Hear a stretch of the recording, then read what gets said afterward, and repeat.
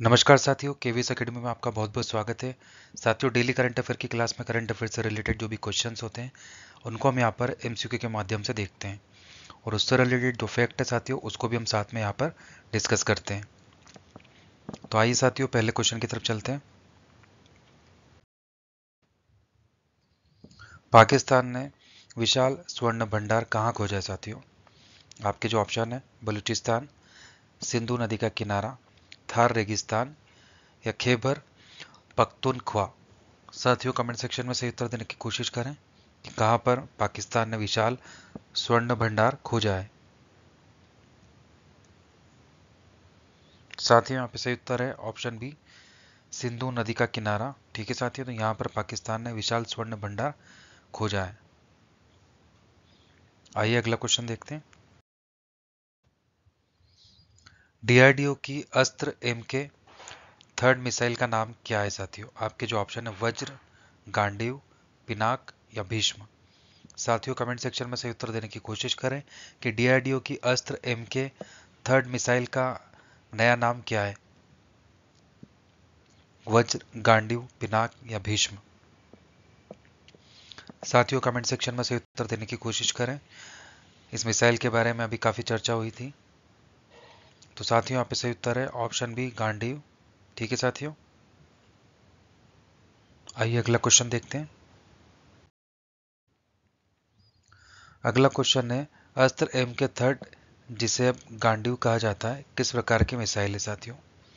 आपके जो ऑप्शन है, ऑप्शन ए है सतह से हवा में मार करने वाली मिसाइल, ऑप्शन बी है हवा से हवा में मार करने वाली मिसाइल, ऑप्शन सी है सतह से सतह पर मार करने वाली मिसाइल या ऑप्शन डी है एंटी शिप मिसाइल।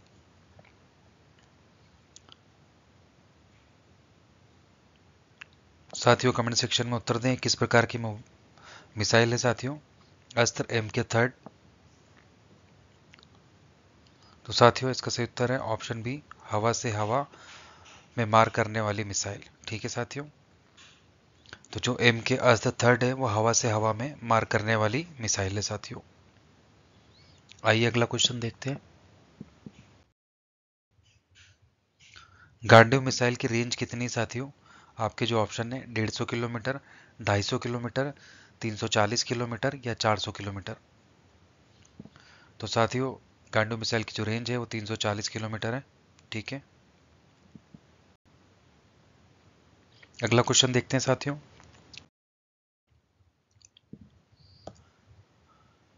द्रिपो नदी किस स्थान से निकलती है साथियों? आपके जो ऑप्शन है, यूराल पर्वत, वाल्डे हिल्स, कार्पेथियन पर्वत या काकेकश पर्वत। साथियों, कमेंट सेक्शन में उत्तर दें, द्रिपो नदी किस स्थान से निकलती है? साथियों, यहाँ पे सही उत्तर है ऑप्शन बी, वाल्डे हिल्स। तो वाल्डे हिल्स से द्रिपो नदी निकलती है साथियों। आइए अगला क्वेश्चन देखते हैं। विश्व का सबसे बड़ा हिमखंड A23A मूलतः किस हिमखंड से टूटा है साथियों? आपके जो ऑप्शन है, Larsen C ice shelf, Ross ice shelf, Filchner ice shelf या रोने आइस शेल्फ। साथियों, कमेंट सेक्शन में उत्तर दें कि विश्व का सबसे बड़ा हिमखंड जो है A23A मूलतः किस हिमखंड से टूटा है?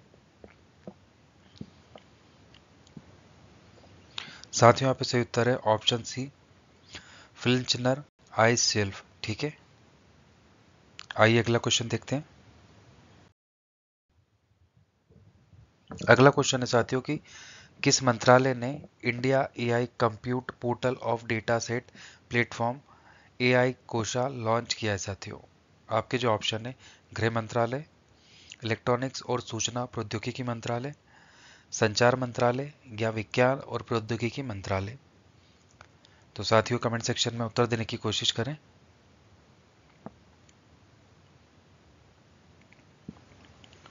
साथियों, यहाँ पे सही उत्तर है ऑप्शन बी, इलेक्ट्रॉनिक्स और सूचना प्रौद्योगिकी मंत्रालय। ठीक है साथियों, आइए इसके बारे में देखते हैं साथियों।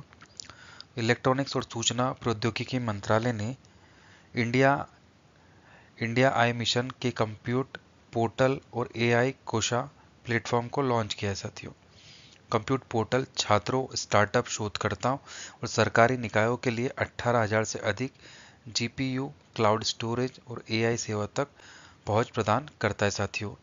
एआई कोश एक डेटा सेट प्लेटफॉर्म है जो विचारों का उद्योग समाधान में बदलाव के लिए संसाधन, उपकरण और विशेषज्ञ मार्गदर्शन प्रदान करता है साथियों। इस प्लेटफॉर्म का उद्देश्य क्या है? एआई नवाचार मतलब इनोवेशन को बढ़ावा देना, डेवलपर्स को भारत विशिष्ट एआई मॉडल बनाने में मदद करने के लिए उच्च गुणवत्ता वाले गैर व्यक्तिगत डेटा सेट प्रदान करता है साथियों। ठीक है, आइए अगला क्वेश्चन देखते हैं।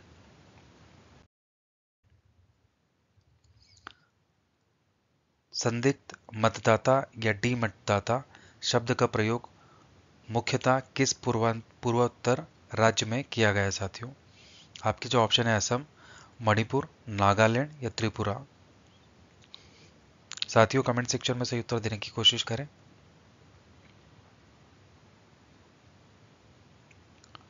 तो साथियों यहाँ पे जो सही उत्तर है ऑप्शन ए है असम। ठीक है, आइए इसके बारे में हम देखते हैं साथियों। असम के विपक्ष ने डी संदिग्ध मतदाताओं की दुर्दशा पर चिंता जताई है और राज्य के एकमात्र हिरासत केंद्र को बंद करने की मांग की साथियों। डी वोटर वो व्यक्ति हैं जो अपनी भारतीय राष्ट्रीयता साबित नहीं कर सके और उनके मामले विदेश न्यायाधिकरणों में लंबित है साथियों। डी वोटर अवधारणा असम के विशिष्ट है, असम के लिए विशिष्ट है साथियों, जहां प्रवास और नागरिकता प्रमुख राजनीतिक मुद्दे हैं। भारत के चुनाव आयोग ने 1997 में डी वोटर श्रेणी की शुरुआत की साथियों। डी वोटर डी वोटर मतदान नहीं कर सकते या चुनाव नहीं लड़ सकते क्योंकि उनकी नागरिकता सत्यापित नहीं है साथियों। क्योंकि जब तक नागरिकता सत्यापित नहीं होगी तब तक कोई भी यहाँ पे वोटिंग का अधिकार नहीं होता साथियों। नागरिकता अधिनियम 1955 और नागरिकता नियम 2003 संदिग्ध मतदाता को परिभाषित नहीं करता साथियों। डी वोटर पर निर्णय एक विशिष्ट समय सीमा के भीतर किया जाना चाहिए। यदि वे विदेशी नागरिक पाए जाते हैं तो उन्हें निर्वासित या हिरासत में लिया जा सकता है साथियों। आइए अगला क्वेश्चन देखते हैं। अगला क्वेश्चन है साथियों, बिलीगिरी रंगास्वामी मंदिर टाइगर रिजर्व बीआरटी किस राज्य में स्थित है साथियों? आपके जो ऑप्शन है उड़ीसा, कर्नाटक, महाराष्ट्र या केरल। साथियों कमेंट सेक्शन में से उत्तर देने की कोशिश करें कि बिलीगिरी रंगास्वामी मंदिर टाइगर रिजर्व किस राज्य में स्थित है।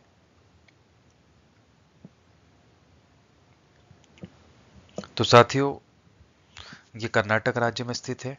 ठीक है, आइए इसके बारे में हम देखते हैं साथियों।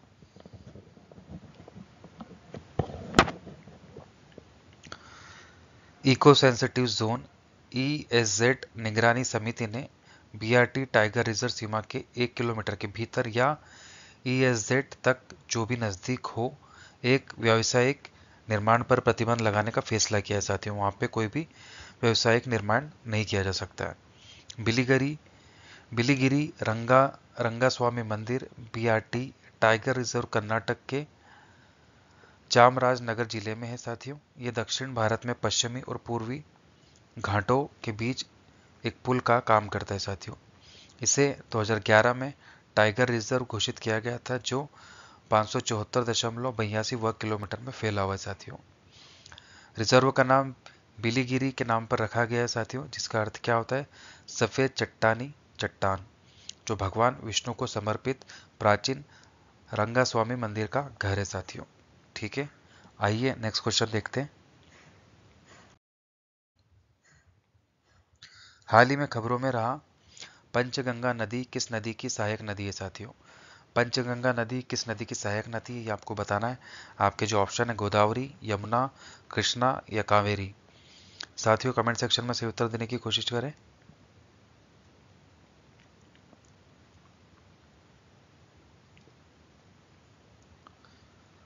साथियों यहाँ पे सही उत्तर है ऑप्शन सी, कृष्णा नदी। ठीक है साथियों, आइए इसके बारे में हम देखते हैं। तो महाराष्ट्र सरकार ने पंचगंगा नदी में प्रदूषण की जांच के लिए एक पैनल नियुक्त किया है साथियों। ये महाराष्ट्र से होकर बहने वाली कृष्णा नदी की एक प्रमुख सहायक नदी है। यह नदी कोल्हापुर जिले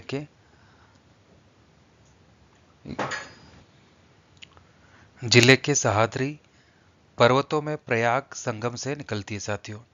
ये 5 छोटी नदियों कसारी, कुंभी, तुलसी, भोगवती और सरस्वती के संगम से बनती है। आगे देखते हैं साथियों इसमें और कृष्णा नदी से मिलने से पहले यह नदी लगभग 80 किलोमीटर बहती है। इसका आध्यात्मिक महत्व है। इसके किनारे कई मंदिर है साथियों। कोल्हापुर से अनुपचारित सीवेज के कारण प्रदूषण बढ़ गया है, जिससे कृषि और पानी की गुणवत्ता प्रभावित हो रही है। ठीक है, आइए अगला क्वेश्चन देखते हैं साथियों। पशु औषधि पहल किस कार्यक्रम के तहत शुरू की गई साथियों?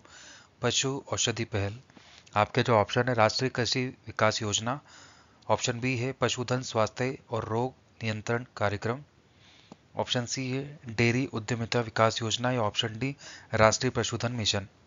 तो साथियों कमेंट सेक्शन में उत्तर दें कि पशु औषधि पहल किस कार्यक्रम के तहत शुरू की गई है।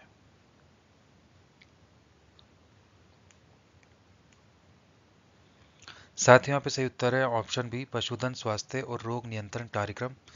ठीक है साथियों, तो इस कार्यक्रम के तहत पशु औषधि पहल की शुरुआत की गई है। आइए इसके बारे में हम देखते हैं साथियों डिटेल में। सरकार सस्ती पशु चिकित्साएं दवाएं उपलब्ध कराने के लिए देश भर में पशु औषधि स्टोर खोलेगी। ये कम लागत वाली जेनरिक दवाओं के लिए प्रधानमंत्री भारतीय जन औषधि केंद्र PMBJK के मॉडल का अनुसरण करता है साथियों। यह पहल संशोधित पशुधन स्वास्थ्य और रोग नियंत्रण कार्यक्रम का हिस्सा है। स्टोर सहकारी समितियों और प्रधानमंत्री विकास समृद्धि केंद्र द्वारा चलाए जाएंगे साथियों। पारंपरिक ज्ञान पर आधारित नृजातियां पशु चिकित्सा दवाइयां भी उपलब्ध होंगी। किसानों के लिए सस्ती उच्च गुणवत्ता वाली पशु चिकित्सा दवाएं सुनिश्चित करने के लिए 75 करोड़ रुपए का आवंटन किया गया साथियों। ठीक है, आइए अगला क्वेश्चन देखते हैं। फीडे विश्व जूनियर शतरंज चैंपियनशिप 2025 किसने जीती है? आपके जो ऑप्शन है साथियों अरविंद चिदम्बरम, आर प्रज्ञानंद, प्रणव वेंकटेश या पेंटाला हरिकृष्णा। साथियों कमेंट सेक्शन में सही उत्तर देने की कोशिश करें कि फीडे विश्व जूनियर शतरंज चैंपियनशिप 2025 किसने जीती है। साथियों यहाँ पे सही उत्तर है ऑप्शन सी प्रवीण वेंकटेश। ठीक है, आइए इनके बारे में देखते हैं साथियों। तो शतरंज की दुनिया ने 7 मार्च 2025 को एक ऐतिहासिक क्षण देखा है जब 18 वर्षीय भारतीय ग्रैंड मास्टर प्रणव वेंकटेश ने मेंटेनेग्रो में फीडे विश्व जूनियर चैंपियनशिप 2025 का खिताब जीता है साथियों। आइए अगला क्वेश्चन देखते हैं।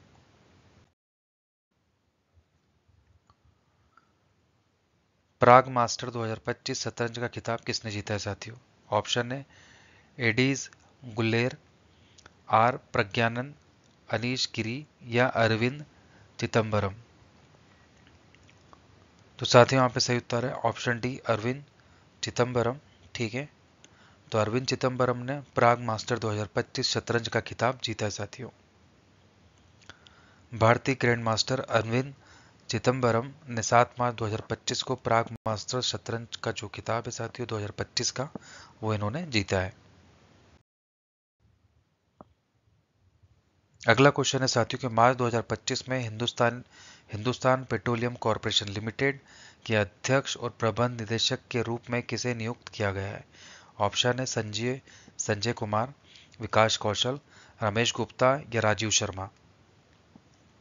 साथियों कमेंट सेक्शन में उत्तर दें। HPCL के अध्यक्ष और प्रबंध निदेशक के रूप में किसे नियुक्त किया गया है? तो साथियों इसका सही उत्तर है ऑप्शन बी विकास कौशल। विकास कौशल को 7 मार्च 2025 को हिंदुस्तान पेट्रोलियम कॉर्पोरेशन लिमिटेड के अध्यक्ष और प्रबंध निदेशक के रूप में नियुक्त किया गया है साथियों। ठीक है, आइए अगला क्वेश्चन देखते हैं। प्रधानमंत्री नरेंद्र मोदी की 11 से 12 मार्च 2025 तक मॉरिशस यात्रा का उद्देश्य क्या है? आपके जो ऑप्शन है साथियों ऑप्शन ए है एक व्यापार शिखर सम्मेलन में भाग लेना, ऑप्शन बी है व्यापार संबंध पर चर्चा करने के लिए, ऑप्शन सी मॉरिशस के राष्ट्रीय दिवस समारोह में भाग लेने के लिए, या ऑप्शन डी एक नए दूतावास का उद्घाटन करने के लिए। साथियों, सही उत्तर देने का प्रयास करें कि पीएम मोदी की जो मॉरिशस यात्रा है उसका उद्देश्य क्या है। तो साथियों, उसका जो उद्देश्य है वो है ऑप्शन सी, मॉरिशस के राष्ट्रीय दिवस समारोह में भाग लेने के लिए। तो प्रधानमंत्री नरेंद्र मोदी 12 मार्च को मुख्य अतिथि के रूप में मॉरिशस के राष्ट्रीय दिवस समारोह में भाग लेने के लिए मॉरिशस की 2 दिवसीय राजकीय यात्रा पर जाएंगे। आइए अगला क्वेश्चन देखते हैं साथियों। लो इंडिया पैरा गेम्स कहाँ आयोजित होगा साथियों।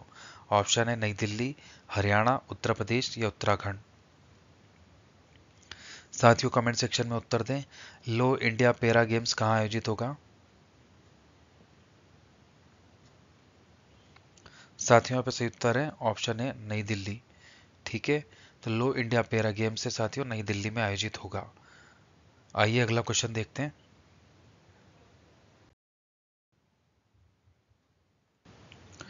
अंतर्राष्ट्रीय महिला दिवस कब मनाया जाता है साथियों। आपके जो ऑप्शन है 7 मार्च, 8 मार्च, 9 मार्च या 10 मार्च। साथियों, कमेंट सेक्शन में उत्तर दें, अंतर्राष्ट्रीय महिला दिवस कब मनाया जाता है। इंटरनेशनल वुमेन्स डे कब सेलिब्रेट किया जाता है साथियों। साथियों, इसका सही उत्तर है ऑप्शन बी, 8 मार्च। ठीक है, तो 8 मार्च को अंतर्राष्ट्रीय महिला दिवस मनाया जाता है। आइए इसके बारे में हम देखते हैं साथियों।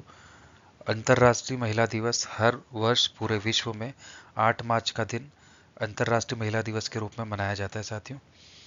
अंतर्राष्ट्रीय महिला दिवस की शुरुआत 20वीं शताब्दी से होती है, जहां साल 1908 में न्यूयॉर्क में 15,000 महिलाओं ने अपने काम में सुधार, कम काम के घंटे और मतदान अधिकारों की मांग को लेकर एक बड़ा प्रदर्शन किया था साथियों।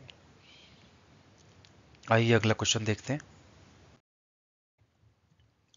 भारत की पहली एआई संचालित सौर विनिर्माण लाइन किस राज्य में शुरू की गई साथियों। ऑप्शन है केरल, बिहार, गुजरात या उत्तर प्रदेश। साथियों, कमेंट सेक्शन में उत्तर दें कि भारत की पहली एआई संचालित सौर विनिर्माण लाइन किस राज्य में शुरू की गई है। ऑप्शन है केरल, बिहार, गुजरात, उत्तर प्रदेश।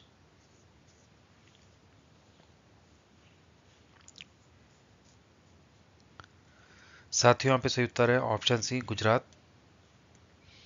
ठीक है साथियों, तो गुजरात में भारत की पहली एआई संचालित सौर विनिर्माण लाइन शुरुआत की गई है। आइए अगला क्वेश्चन देखते हैं। हाल ही में पीएम मोदी ने किस राज्य में शीतकालीन पर्यटन कार्यक्रम में भाग लिया है। आपके जो ऑप्शन है उत्तराखंड, हिमाचल प्रदेश, सिक्किम या कर्नाटक। साथियों, कमेंट सेक्शन में सही उत्तर दें कि पीएम मोदी ने किस राज्य में शीतकालीन पर्यटन कार्यक्रम में भाग लिया है।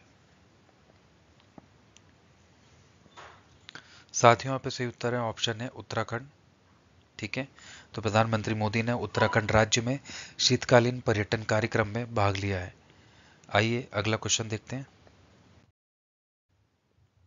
अगला क्वेश्चन है साथियों कि हाल ही में किस राज्य के मुख्यमंत्री ने उन्नत साइबर सुरक्षा संचालन केंद्र का उद्घाटन किया है। आपके जो ऑप्शन है तेलंगाना, आंध्र प्रदेश, उड़ीसा या केरल।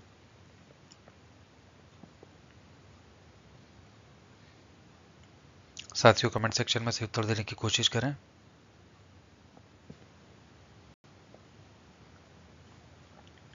साथियों, यहाँ पे सही उत्तर है ऑप्शन डी, केरल।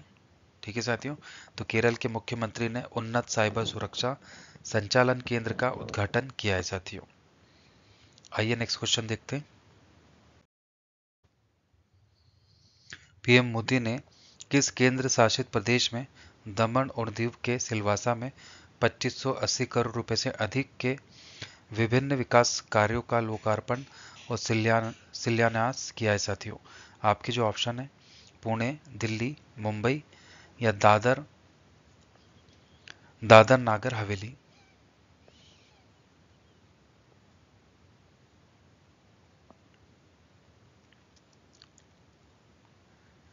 साथियों, यहाँ पे सही उत्तर है ऑप्शन डी। ठीक है, आइए इसके बारे में हम देखते हैं साथियों। दादरा और नागर हवेली, तो प्रधानमंत्री मोदी ने हाल ही में दमन और दीव के बीच सिलवासा में 2580 करोड़ रुपए से अधिक के विभिन्न विकास कार्यों का लोकार्पण और शिलान्यास किया है साथियों। ठीक है, जिसमें सिलवासा में नमो अस्पताल का उद्घाटन भी किया गया है। प्रधानमंत्री ने घोषणा की है अगला लक्ष्य स्मार्ट सिटी मिशन, समग्र शिक्षा और पीएम मुद्रा योजना जैसी पहलों में 100% संतृप्ति हासिल करना है साथियों। ठीक है, आइए अगला क्वेश्चन देखते हैं।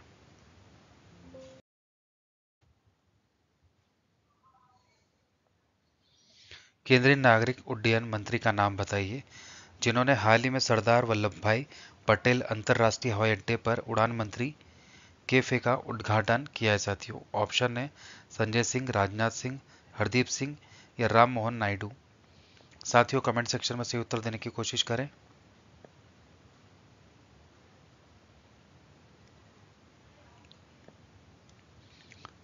साथियों यहाँ पे सही उत्तर है ऑप्शन डी, राम मोहन नायडू। ठीक है, आइए इसके बारे में देखते हैं हम। तो अहमदाबाद में केंद्रीय नागरिक उड्डयन मंत्री श्री राम मोहन नायडू ने सरदार वल्लभ भाई पटेल अंतर्राष्ट्रीय हवाई अड्डे पर उड़ान यात्री कैफे का उद्घाटन किया साथियों। कैफे ने यात्रियों को किफायती और स्वादिष्ट भोजन परोसना शुरू किया है साथियों। ठीक है,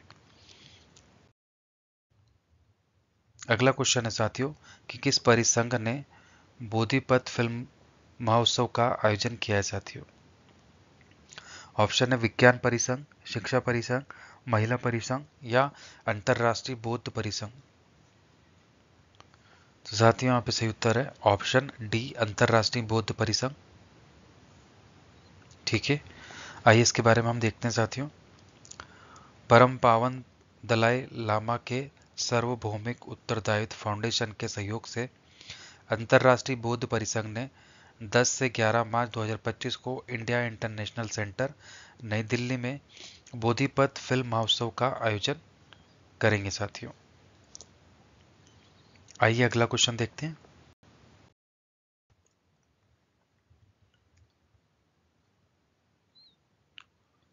किस बैंक ने भारतीय वायुसेना और सीएससी एकेडमी के साथ परियोजना हक शुरू करने के लिए एक समझौता किया है साथियों। आपके जो ऑप्शन है bank of India, Canara bank, HDFC bank. साथियों कमेंट सेक्शन में उत्तर दें।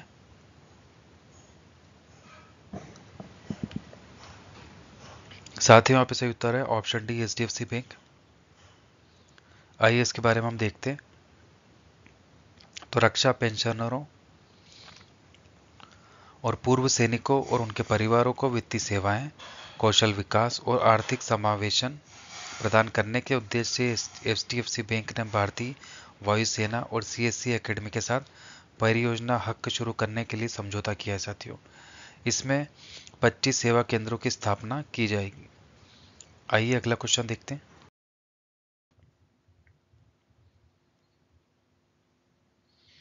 भारतीय लघु उद्योग विकास बैंक और किस बैंक ने एमएसएमई को बढ़ावा देने के लिए समझौता ज्ञापन किया है साथियों। आपके जो ऑप्शन है bank of India, Canara bank, bank of India या फेडरल बैंक।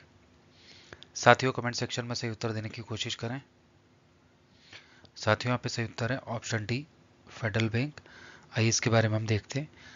तो सूक्ष्म लघु और मध्यम उद्योगों एमएसएमई के लिए वित्तीय सहायता को बढ़ाने के उद्देश्य से भारतीय लघु उद्योग विकास बैंक और फेडरल बैंक ने समझौता ज्ञापन किया है साथियों।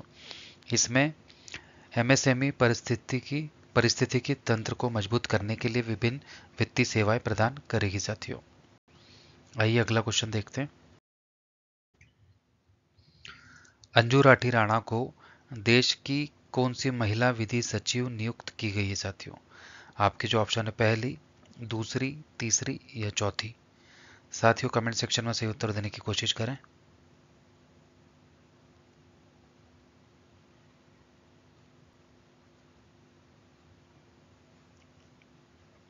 साथियों यहाँ पे सही उत्तर है ऑप्शन ए, पहली। ठीक है, आइए इसके बारे में हम देखते हैं। तो भारत ने अपनी कानूनी और प्रशासनिक इतिहास में एक कीर्तिमान स्थापित किया है साथियों, क्योंकि अंजू राठी राणा को देश की पहली महिला विधि सचिव नियुक्त की गई है साथियों। विधि सचिव का पद, जिसे आधिकारिक रूप से सचिव कानूनी कार्य कहा जाता है, परंपरागत रूप से पुरुषों द्वारा संभाला जाता रहा है साथियों। ठीक है, आइए अगला क्वेश्चन देखते हैं।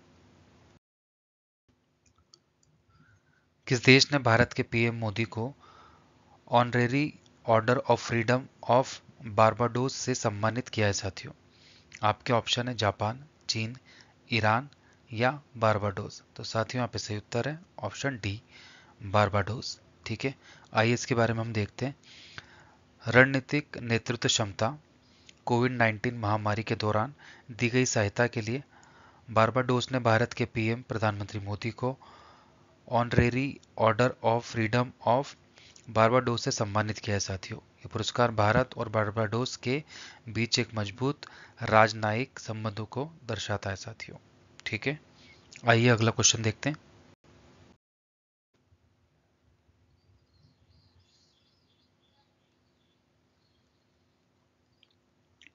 केंद्र ने गोविंद घाट से हेमकुंड साहिब जी रोपवे परियोजनाओं को मंजूरी दी है। ये किस राज्य में स्थित है साथियों? आपके ऑप्शन है हिमाचल प्रदेश, उत्तराखंड, सिक्किम या अरुणाचल प्रदेश। साथियों कमेंट सेक्शन में सही उत्तर देने की कोशिश करें। साथियों यहाँ पे सही उत्तर है ऑप्शन बी, उत्तराखंड। ठीक है, आइए इसके बारे में हम देखते हैं साथियों। उत्तराखंड में तीर्थ यात्रा सुविधा बढ़ाने और पर्यटन को बढ़ावा देने के लिए केंद्र सरकार ने हाल ही में गोविंद घाट से हेमकुंड साहिब जी रोपवे परियोजनाओं को मंजूरी दी है साथियों। रोपवे 12.4 किलोमीटर लंबा होगा और इसकी अनुमानित जो लागत है साथियों वो 2730.13 करोड़ रुपए होगी। आइए नेक्स्ट क्वेश्चन देखते हैं।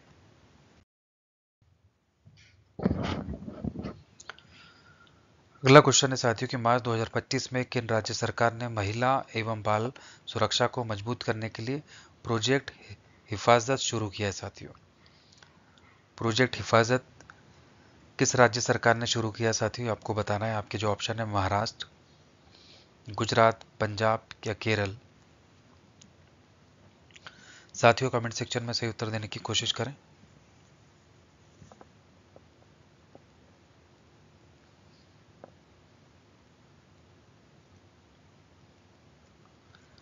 साथियों यहाँ पे सही उत्तर है ऑप्शन सी, पंजाब। ठीक है, तो पंजाब राज्य सरकार ने महिला एवं बाल सुरक्षा को मजबूत करने के लिए प्रोजेक्ट हिफाजत शुरू किया है साथियों। आइए अगला क्वेश्चन देखते हैं। हाल ही में किसके द्वारा नमो अस्पताल का उद्घाटन किया गया साथियों? आपके जो ऑप्शन है प्रधानमंत्री नरेंद्र मोदी, गृह मंत्री अमित शाह, स्वास्थ्य मंत्री जेपी नड्डा या आवास एवं शहरी विकास मंत्री मनोहर लाल खट्टर। साथियों कमेंट सेक्शन में सही उत्तर देने की कोशिश करें। साथियों यहाँ पे सही उत्तर है ऑप्शन है प्रधानमंत्री नरेंद्र मोदी। ठीक है, आइए अगला क्वेश्चन देखते हैं। हाल ही में किस बैंक ने प्रोजेक्ट हक हवाई अनुभवी अनुभवी कल्याण केंद्र लॉन्च किया है साथियों? ऑप्शन है HDFC bank, Canara bank, Punjab national bank या बैंक ऑफ महाराष्ट्र।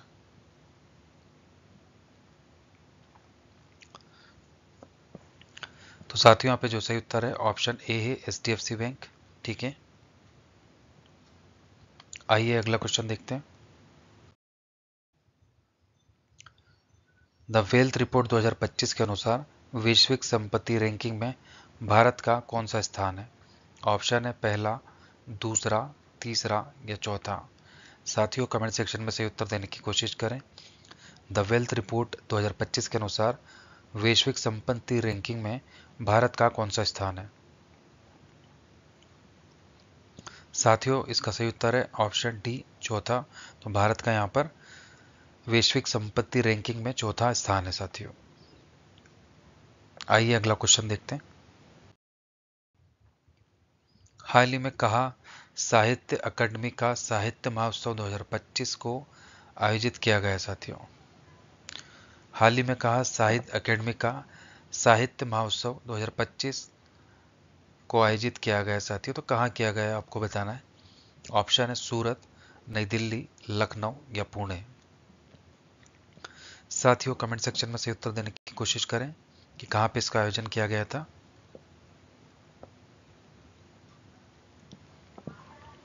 साथियों इसका सही उत्तर है ऑप्शन बी, नई दिल्ली। ठीक है, आइए अगला क्वेश्चन देखते हैं।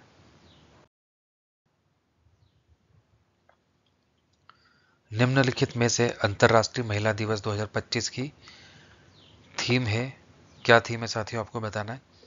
ऑप्शन ए है कार्यवाही में तेजी, ऑप्शन बी है महिलाओं में निवेश करें, प्रगति में तेजी लाएं, ऑप्शन सी है स्थायी कल के लिए आज लैंगिक समानता, या ऑप्शन डी है चुनौती को स्वीकार करें। साथियों कमेंट सेक्शन में सही उत्तर देने की कोशिश करें।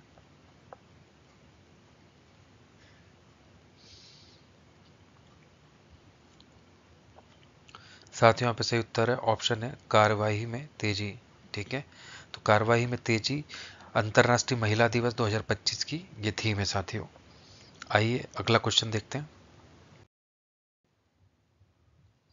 हाल ही में किस राज्य सरकार ने केंद्र सरकार की एकीकृत पेंशन योजना और नई आबकारी नीति 2025 को मंजूरी दी है साथियों?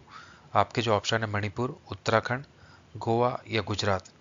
साथियों कमेंट सेक्शन में सही उत्तर देने की कोशिश करें।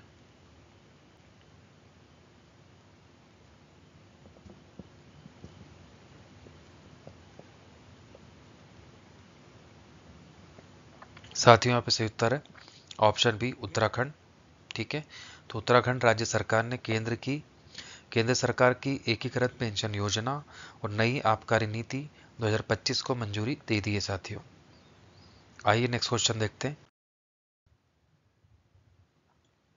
हाल ही में किस आईआईटी संस्थान और कोल इंडिया लिमिटेड ने स्वच्छ कोयला ऊर्जा तथा जीरो नेट केंद्र स्थापित करने की साझेदारी की है साथियों? तो कौन सा आईआईटी संस्थान है साथियों, आपको बताना है। ऑप्शन है मद्रास, हैदराबाद, बॉम्बे या गुवाहाटी।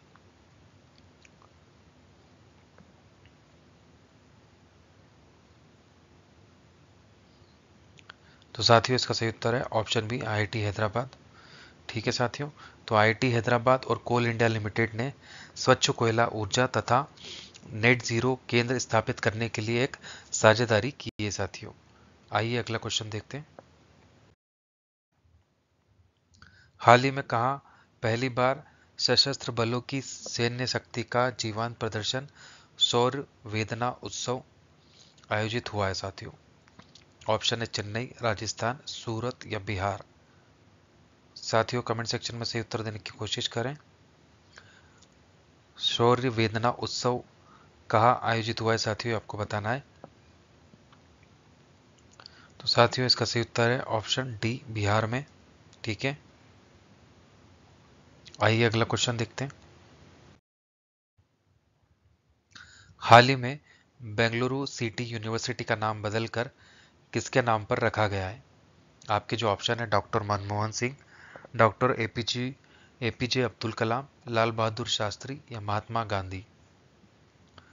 तो बेंगलुरु सिटी यूनिवर्सिटी का नाम बदलकर किसके नाम पर रखा गया है साथियों?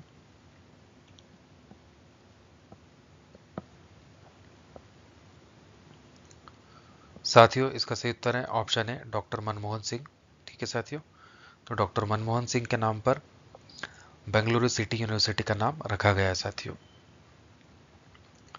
आइए नेक्स्ट क्वेश्चन देखते हैं। हाल ही में किस मंत्रालय ने महिलाओं के वास्तविक नेतृत्व को बढ़ावा देने और सरपंच पति संस्कृति को खत्म करने के लिए एक नई मुहिम की शुरुआत की है साथियों? ऑप्शन है ग्रामीण विकास मंत्रालय, सामाजिक न्याय और आधिकारिकता मंत्रालय, रक्षा मंत्रालय या पंचायती राज मंत्रालय।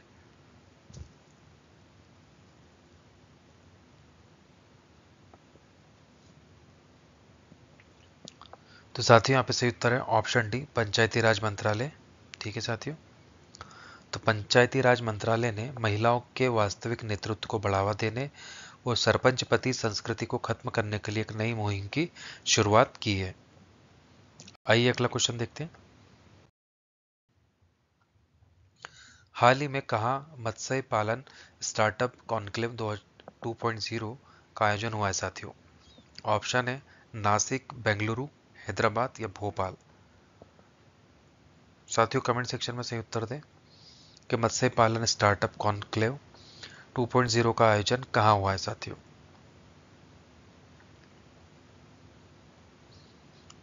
साथियों इसका सही उत्तर है ऑप्शन सी, हैदराबाद। ठीक है साथियों, तो हैदराबाद में इसका आयोजन हुआ है। अगला क्वेश्चन देखते हैं। हाल ही में किस राज्य ने भारत की पहली एपीआई हरित हाइड्रोजन और एथेनॉल सुविधा के लिए समझौता किया है साथियों? ऑप्शन है बिहार, हिमाचल प्रदेश, उत्तराखंड या कर्नाटक। साथियों कमेंट सेक्शन में सही उत्तर देने की कोशिश करें।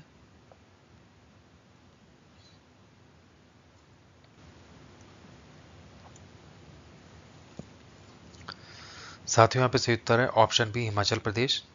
ठीक है, तो हिमाचल प्रदेश राज्य ने भारत की पहली एपीआई हरित हाइड्रोजन और एथेनॉल सुविधा के लिए समझौता किया है साथियों। अगला क्वेश्चन देखते हैं साथियों।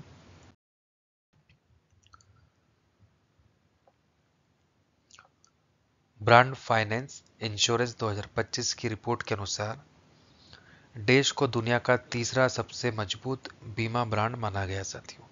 तो किसको माना गया है साथियों दुनिया का तीसरा सबसे बड़ा, सबसे मजबूत बीमा ब्रांड? ये आपको बताना है। आपके जो ऑप्शन है Bajaj Allianz life insurance, Bharatiya Jeevan बीमा निगम, एसबीआई लाइफ इंश्योरेंस या सहारा इंडिया लाइफ इंश्योरेंस। साथियों कमेंट सेक्शन में सही उत्तर देने की कोशिश करें। साथियों यहाँ पे सही उत्तर है ऑप्शन बी, भारतीय जीवन बीमा निगम। ठीक है साथियों, आइए अगला क्वेश्चन देखते हैं।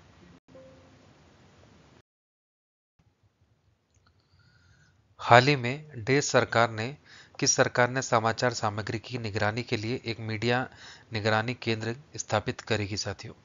ऑप्शन है दिल्ली, बिहार, महाराष्ट्र या उड़ीसा। साथियों कमेंट सेक्शन में सही उत्तर देने की कोशिश करें।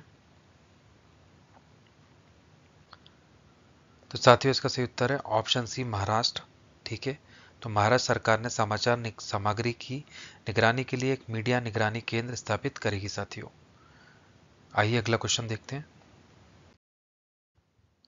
अगला क्वेश्चन है साथियों कि निम्नलिखित खेलों में से भारत का राष्ट्रीय खेल कौन सा है? तो साथियों इसका सही उत्तर है ऑप्शन बी, हॉकी।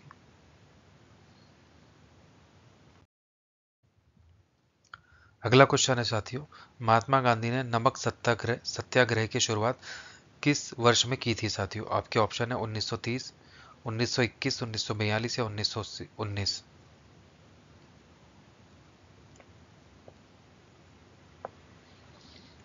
साथियों इसका सही उत्तर है ऑप्शन ए, 1930।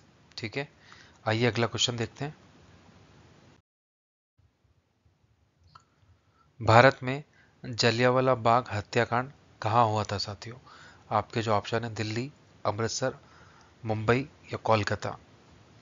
तो साथियों इसका सही उत्तर है ऑप्शन बी, अमृतसर। ठीक है, अगला क्वेश्चन देखते हैं साथियों।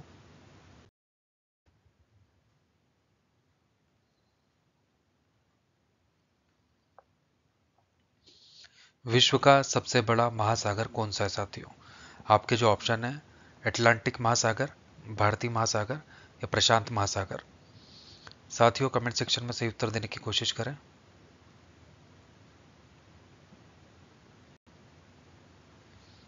साथियों इसका सही उत्तर है ऑप्शन सी, प्रशांत महासागर। ठीक है,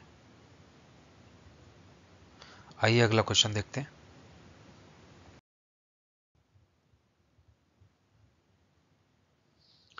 भारत की संसद के दोनों सदनों का संयुक्त सत्र कहाँ आयोजित होता है साथियों?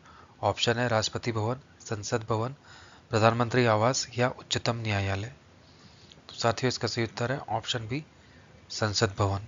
ठीक है,